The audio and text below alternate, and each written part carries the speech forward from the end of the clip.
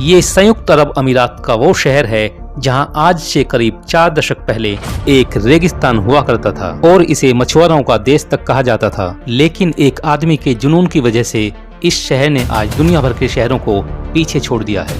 आज इस शहर में वर्ल्ड क्लास रोड्स हैं, दुनिया की सबसे बड़ी और ऊंची ऊंची बिल्डिंग्स हैं, दुनिया के सबसे बड़े बड़े मॉल्स हैं, दुनिया का सबसे ऊंचा रेस्टोरेंट और दुनिया की सबसे ऊंची लिफ्ट भी इसी शहर में है। और यहाँ की पुलिस भी सुपर कार यानी फेरारी से चलती है। दोस्तों, अब तक आप इमेजिन कर चुके होंगे मैं बात कर रहा हूँ दुबई के बारे में। ये जगह दुनिया भर के लोगों की पहली पसंद बन चुकी है।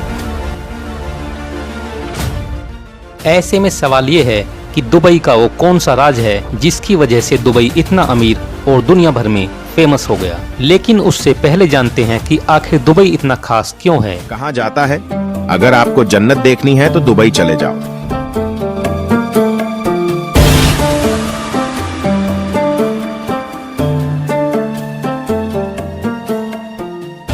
इसकी गगनचुंबी इमारतें, दौलत, दर्शनीय पर्यटक स्थल और लग्जरी लाइफस्टाइल संपूर्ण विश्व के लोगों को अपनी ओर आकर्षित करती है।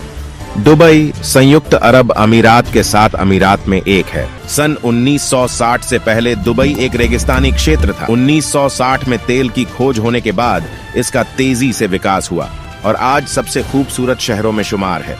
दुनिया की सबसे ऊंची इमारतों में से एक बुर्ज खलीफा दुबई में स्थित है। इसकी ऊंचाई तकरीबन 1 किलोमीटर है। इसे 90 किलोमीटर दूर से भी देखा जा सकता है। दुनिया की सबसे तेज चलने वाली लिफ्ट बुर्ज खलीफा में लगी है। दुबई को सोने का शहर यानी सिटी ऑफ गोल्ड भी कहा जाता है। दुबई में करीब 1000 से ज्यादा सोने की ऐसी दुकानें हैं जिनमें टनों के हिसाब से सोना हर वक्त रखा रहता है। दोस्तों, आमतौर पर एटीएम से कागज के नोट निकलते हैं, लेकिन आप यह जानकर हैरान हो जाएंगे कि दुबई में ऐसे एटीएम हैं जिनमें से सोने के सिक्के निकलते हैं। दुबई में लोग कुत्ते बिल्ली पालने के बजाय शेर और चीता पालना पसंद करते हैं और वो उनके साथ बड़े आराम से और बिना किसी डर के रहते हैं। तो आइए दोस्तों जानते हैं एक रेगिस्तान के दुबई बनने की कहानी। ऐसा माना जाता है कि दुबई शहर को 1833 में बसाया गया था और इसे बसाने वाली जनजाति थी बानी यास। इस जनजाति के 800 सदस्यों ने इस शहर को बसाया था। 1 दिसंबर 1971 को दुबई ब्रिटेन से आज़ाद हुआ था और उसके अगले ही दिन यानी 2 दिसंबर को 6 राज्यों ने मिलकर एक संघीय गठबंधन बना लिया था जिसे संयुक्त अरब अमीरात के नाम से जाना जाता है। 35 से 40 साल पहले अगर दुबई की कंडीशन देखी जाए तो वहाँ कुछ भी आज के जैसा नहीं था। दुबई में हर जगह सिर्फ रेत ही रेत था। जहाँ रेत पर सामान्य बिल्डिंग्स बनाना आसान नहीं होता, दुबई के लोगों ने उसी रेत पर इतनी बड़ी बड़ी बिल्डिंग्स बनाई कि आज पूरी दुनिया में सबसे ऊंची ऊंची बिल्डिंग दुबई में ही है।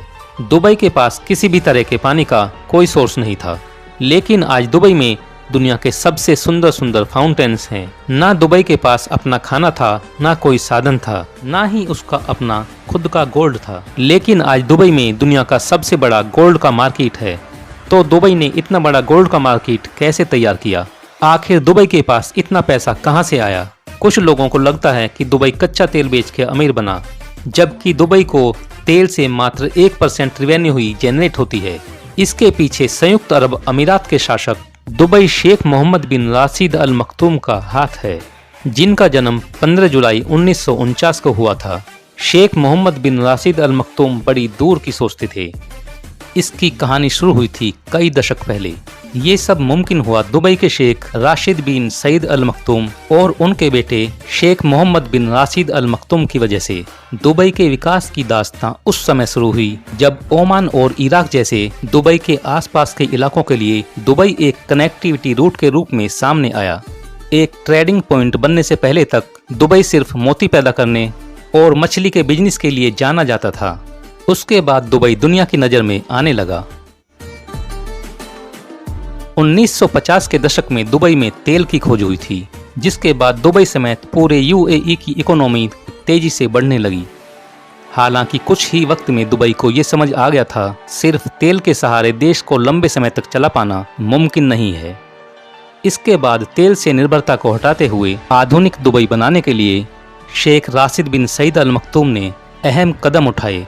उन्होंने 1958 में दुबई की सत्ता संभाली और 32 सालों तक राजा बने रहे। जब राशिद बिन सईद के हाथ से दुबई की बागडोर गई, उस समय मोती और मछली का बिजनेस लगभग बर्बाद हो चुका था और पूरी इकोनॉमी तेल के एक्सपोर्ट पर डिपेंड थी। राशिद बिन सईद की एक बात को अक्सर कोट किया जाता है। उन्होंने कहा था, मेरे पिता ऊंट की सवारी किया करते थे, मैं मर्सिडीज से चलता हूँ, मेरा बेटा लैंड रोवर से चलता है, उसका बेटा लैंड रोवर चलाएगा, लेकिन उसका बेटा ऊंट की सवारी करेगा। उनके कहने का मतलब ये था कि तेल का खजाना देश को ज़्यादा लंबे समय तक आगे नहीं ले जा पाएगा। इसके बाद राशिद बिन सईद ने कमाई के दूसरे तरीकों पर भी फोकस करना शुरू कर दिया था। वह सीधे पहुंचे ट्रेडिंग पोर्ट पर और उसे डेवलप किया। वहां एक ड्राई डॉक भी बनाया जहां पर तमाम शिप रिपेयर किए जाते थे। उस समय तक आसपास के देशों में यह पहला ऐसा डॉक था। उसके बाद पोर्ट के आसपास के इलाकों को विकसित किया गया और उन इलाकों की पूरे दुबई से कनेक्टिविटी का इंतजाम किया गया। उन्होंने 1975 में कनेक्टिविटी के मकसद से अल सिंदगा टनल बनानी शुरू की, जिसकी वजह से इंटरनल कनेक्टिविटी आसान हो गई थी। 1979 में उन्होंने दुबई में होने वाले इवेंट्स के लिए एक स्काई स्क्रैपर बनाने का फैसला किया। उसके बाद 39 मंजिल के दुबई ट्रेड सेंटर का निर्माण किया गया, जो काफी फेमस हुआ था। दुबई को अमीर बनाने का एक बड़ा क्रेडिट जाता है कॉमर्शियल फ्री जोन्स को, जिन्हें 1990 में बनाया गया था। कॉमर्शियल फ्री जोन उन इलाकों को कहते हैं जहां पर इंपोर्ट, री एक्सपोर्ट, मैन्युफैक्चरिंग, हैंडलिंग और सामान को स्टोर करने पर कोई कस्टम ड्यूटी नहीं लगाई जाती। और इस तरह से ये इलाका तमाम कंपनियों के लिए स्वर्ग की तरह हो गया, जहां उन्हें अपनी मेहनत पर ढेर सारा रिटर्न मिलने लगा। शेख राशिद ने ही यूएई के सारे एमिरेट्स को ये सुझाव दिया कि उनकी एक कॉमन करेंसी होनी चाहिए। उसी करेंसी को आज हम दिरहम के नाम से जानते हैं। उसके बाद सत्ता आई शेख राशिद बिन सईद अल मखतूम के हाथ में। वह भी अपने पिता की तरह ही दूर की सोचते थे और उन्होंने दुबई को अपने पिता से भी ज़्यादा डेवलप किया। उन्होंने भी अपने पिता की तरह ट्रांसपोर्ट और कनेक्टिविटी को बेहतर बनाने की दिशा में ज़्यादा फोकस किया। जहां उनके पिता ने पानी के ट्रांसपोर्ट को बेहतर बनाया, वहीं इनका ज़्यादा फोकस हवाई ट्रांसपोर्ट को बढ़ाने पर था और एमिरेट्स एयरलाइंस की शुरुआत की। 1989 में इन्होंने दुबई एयर शो की शुरुआत की, जो अब दुनिया भर में फेमस है। दुबई ने तमाम खेलों को बढ़ावा भी दिया। घोड़ों की रेस से लेकर कार रेसिंग तक और क्रिकेट ग्राउंड तक दुबई में सब कुछ मौजूद है। दुबई में ही पाम जुमेरा भी है, जो एक मैन मेड आइलैंड है।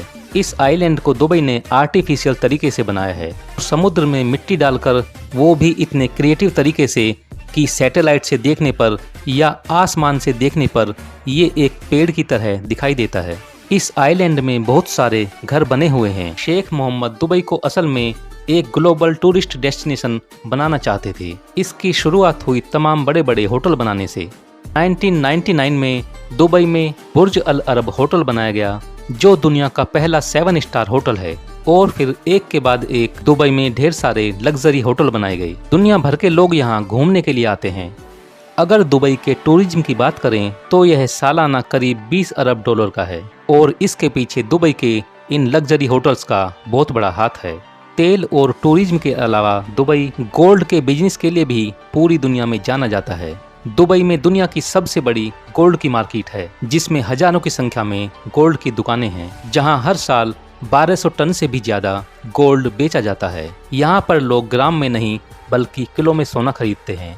आपको जानकर हैरानी होगी कि यहाँ पर गाड़ियाँ तक गोल्ड से बनाई जाती हैं। अब सवाल ये है कि दुबई में इतनी बड़ी गोल्ड की मार्केट कैसे बनी? असल में दुबई साउथ अफ्रीका से कच्चा गोल्ड खरीदता है, फिर उस गोल्ड से एक से बढ़कर एक ज्वेलरी बनाई जाती है। सबसे खास बात यह है कि दुबई में गोल्ड के प्राइस और क्वालिटी सरकार के द्वारा रेगुलेट की जाती है और पूरी दुनिया के मुकाबले यहाँ पर गोल्ड पर टैक्सेज बहुत कम है, जिसकी वजह से पूरी दुनिया के लोग दुबई से गोल्ड खरीदते हैं, जिसमें भारत और चीन सबसे आगे हैं। इसीलिए दुबई को सिटी ऑफ गोल्ड के नाम से भी जाना जाता है। हालांकि दुबई की इस लग्जरी दुनिया के नीचे एक काली सच्चाई भी दफन है, लेकिन रेगिस्तान में दुबई जैसा शहर बनाना किसी चमत्कार से कम नहीं है।